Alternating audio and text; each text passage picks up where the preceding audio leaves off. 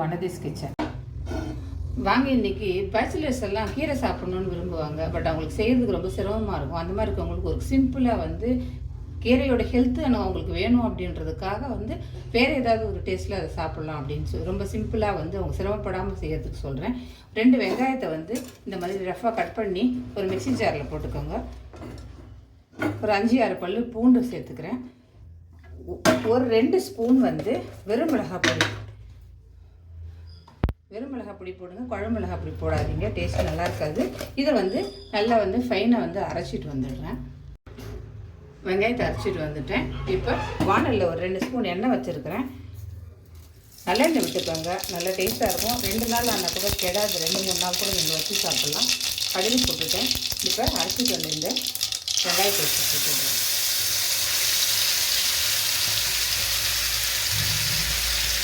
கொஞ்சம் போல் தண்ணி விடலாம். அந்த ஜாரை கழுவின அந்த தண்ணி மட்டும் போதும், அதுக்கு மேலே தண்ணி வேண்டாம். இதை நல்லா அப்படியே வதக்கிக்கிட்டே இருக்கும். இந்த பச்சை வாசனை போகிற வரைக்கும் அந்த பூண்டு வெங்காயம் 2 சேர்ந்து அந்த நல்ல ஒரு வாசனை சூப்பராக இருக்கும். இது தேவையான உப்பு போட்டுக்கிறேன். இது நல்லா வதங்கி அந்த எண்ணெய் பிரிஞ்சு வர வரைக்கும் இதை வதக்குவோம். கொஞ்சம் நேரம் மூடி கூட வச்சு இதை வதக்கலாம், அந்த வாசனை போகிற வரைக்கும். வதங்கிடுச்சா பார்ப்போம். பாருங்கள், இந்த மாதிரி எண்ணெய் பிரிஞ்சு வர மாதிரி வதங்கிட்ட உடனே அது வதங்கி முடிச்சது உடனே தான் உங்களுக்கு அந்த மாதிரி எண்ணெய் பிரியும். இப்போ என்ன பண்ணுறோம், அதில் இந்த கட் பண்ணி வச்சுருக்கேன் இந்த கீரையை நல்லா பொடியை கட் பண்ணிக்கோங்க. எந்த கீரை வேணால் போடலாம், சிறுகீரை அரைக்கீரை எது வேணால் போட்டுக்கோங்க. நான் சிறுகீரை போட்டிருக்கேன். பாலக்கீரை இருந்ததுன்னா அது கூட போடலாம், அது கூட நல்ல டேஸ்ட்டு. இது நல்ல கலர் கொடுக்கும், அது நல்லா க்ரீன் கலராக இருக்கும் நல்லாவே.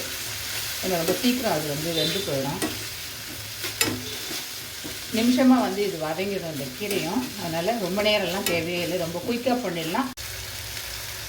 ஒரு சின்ன நெல்லிக்காய் சைஸ் புளியை எடுத்து கரைச்சி அதை இதோடு சேர்த்துக்கோங்க.